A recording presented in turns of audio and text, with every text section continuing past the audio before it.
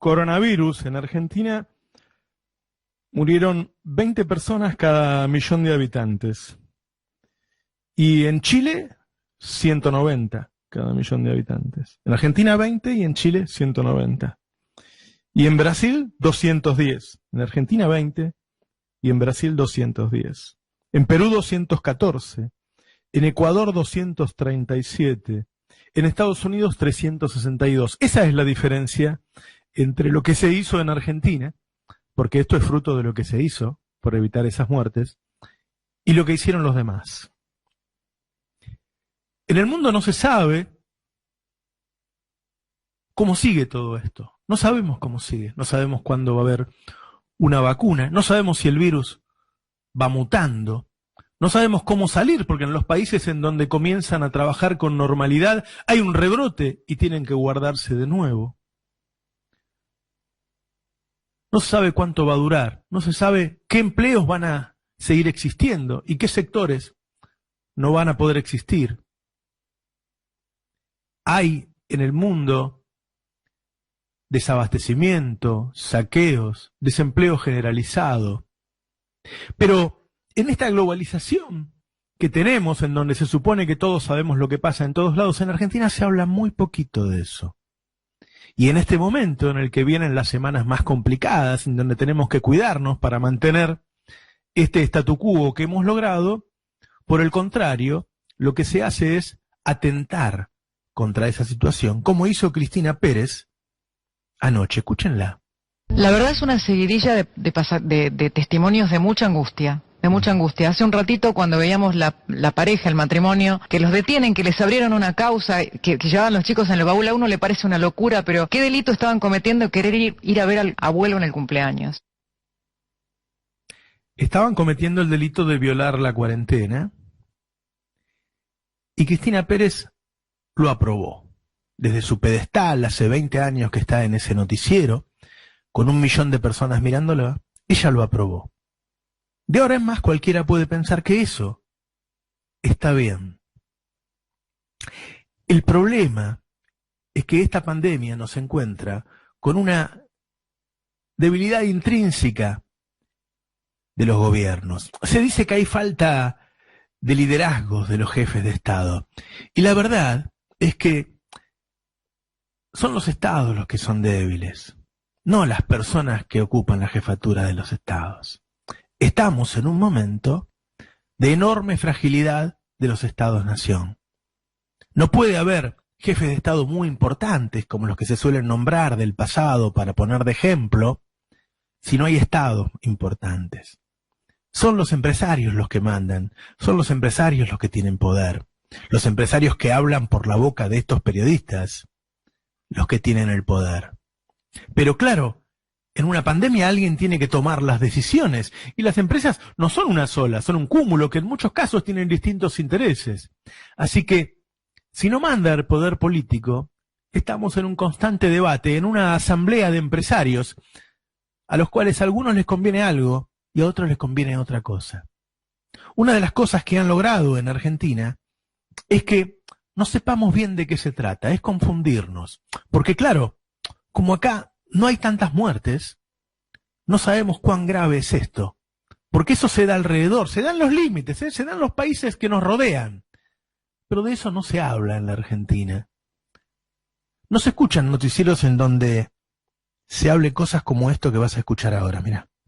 En Chile hay hospitales que están llegando al límite de su capacidad. Son hospitales donde los médicos han dicho que deben elegir entre 3, 4 hasta 10 pacientes a quién le destinan ese último ventilador mecánico y a cuáles se les intuba para realizar una ventilación manual con tal de poder trasladarlo y derivarlo a otro centro hospitalario de la región. El Cementerio General de Santiago, el más grande de la capital, está cavando miles de tumbas para enfrentar el aumento de decesos en Chile. Vamos a Brasil, donde la situación es completamente distinta.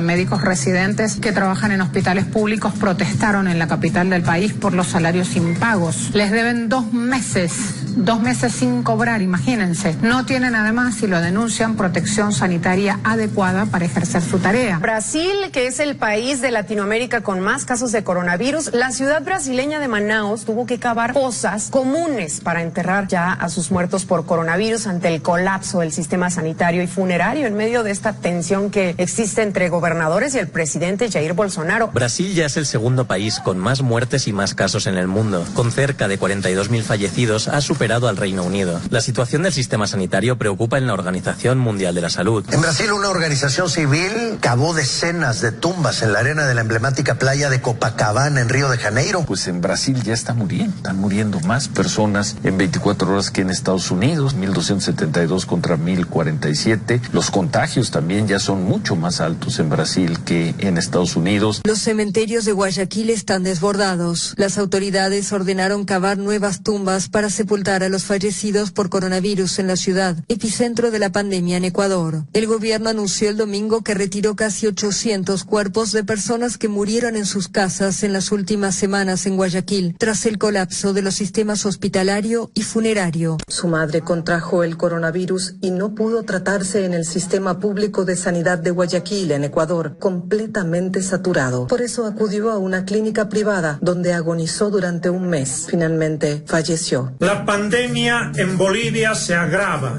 Hospitales públicos colapsados, la gente tirada a su suerte, muere en las calles. Centro oficial y principal de toda Bolivia para poder realizar estos testeos y realizar las pruebas PCR de COVID, que prácticamente ha colapsado. El 40% de sus funcionarios, de los funcionarios de este laboratorio, se encuentran infectados con COVID-19 y además que están faltando todos los reactivos en todo el país para poder realizar estas pruebas. Estamos en la etapa más difícil en cuanto se refiere al COVID-19 en Bolivia. Los hospitales del Estado, es decir, los hospitales municipales, departamentales y estatales, están prácticamente colapsados y las unidades de terapia intensiva están ya todas llenas. A pesar de que ciertos municipios y departamentos de Bolivia estén en riesgo alto, se ha flexibilizado la cuarentena. La aparición de un mercado ilegal, un mercado negro de tubos de oxígeno. Para Laura Cuestas, este es el día más triste de su vida. Su hermano, infectado con el COVID-19, murió de insuficiencia respiratoria porque el hospital no tenía oxígeno. En los hospitales del Perú, muchos pacientes sufren la más triste agonía: esperar que otros mueran para acceder al escaso oxígeno que les permita luchar por su vida. Tener el gas medicinal se ha convertido en más que un lujo. Cada día sus familiares forman largas filas para conseguirlo. Antes de la pandemia, un balón costaba alrededor de $75. Hoy se debe pagar entre $300 y $1.950. Las imágenes de una larga fosa común en Nueva York, con una pila de cajones enterrándose, impactan al mundo entero. Es la sepultura de víctimas por el coronavirus que no fueron reclamadas por familiares.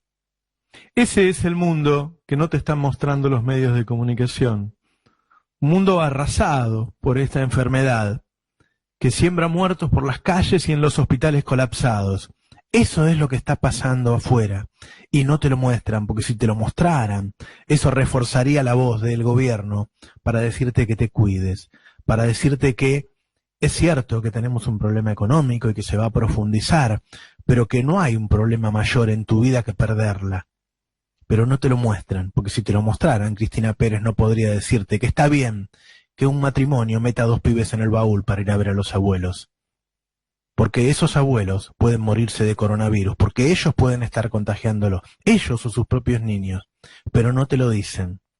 No vas a escuchar estos audios ni ver los videos en la televisión argentina, porque si vos tuvieras información, ellos no podrían manejarte, como tampoco podés sopesar tu situación económica y social si no la comparás con la que están viviendo otros países. Estamos mal, es cierto, y yo mismo me quejo a veces cuando discrepo con alguna medida que se toma, pero la diferencia entre lo que se está haciendo acá y el resto es abismal. ¿Por qué? Porque acá aún tenemos un gobierno que surgió de la política, que surgió del pueblo, y no un gobierno de los empresarios. Escuchen lo que está pasando en la economía, en la crisis social en el resto de los países.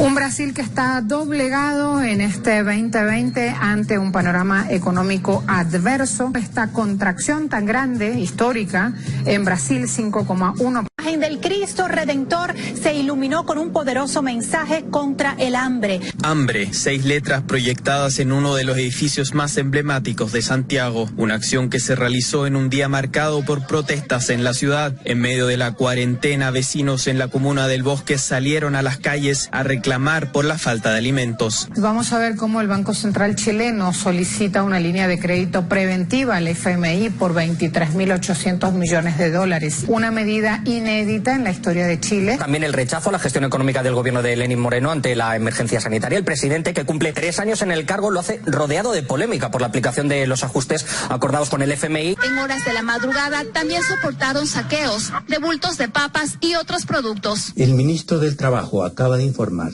que en lo que va de la pandemia, 60.800 trabajadores habrían perdido su empleo, por lo tanto serán los nuevos desempleados en el Ecuador. El Codito es uno de los barrios más humildes de Bogotá. Tras semanas de confinamiento, los ingresos informales de los que viven los vecinos han desaparecido y lo que era una economía de subsistencia dio paso a la angustia de no tener nada que comer. Colombia informó que el desempleo se disparó en abril 2020, consecuencia de los efectos del COVID-19 en la economía nacional. El desempleo llegó a 19,8% abril pasado, lo que marca un aumento de 9,5% respecto al mismo mes del 2019, cuando se ubicó en 10,3%. La población ocupada en abril 2020 fue 16.500.000 personas, y esto representa una disminución de 5,4 millones de personas en comparación con abril del año anterior. Mientras tanto, en Bolivia continúa la protesta para exigir la renuncia de Yanine Áñez por el mal manejo de la epidemia del nuevo coronavirus. Después de una semana de reclamos, la ciudad de Cochabamba aglomera toneladas de basura en sus calles. Los manifestantes exigen la renuncia de la presidenta de facto y el ministro Arturo Murillo, luego que en días pasados las fuerzas de seguridad reprimieran la protesta que demandaba la dotación de agua. Los pobladores denunciaron la carencia de alimentos. Por su parte, el gobierno ha amenazado con mayores represalias si no se detienen las manifestaciones. 40 ciudades quedaron bajo toque de queda en los Estados Unidos. Entre gases lacrimógenos y disparos, algunos se aprovecharon del caos para saquear tiendas en diversos puntos del país. La totalidad de la Guardia Nacional de la capital, Washington, D.C., fue desplegada en las calles para mantener el orden. Y el presidente Trump se refugió en el búnker presidencial mientras las llamas ardían en Pennsylvania Avenue. Decenas de otras ciudades estadounidenses han vivido otra noche de protestas, disturbios y también saqueos, con el país convertido en una olla a presión.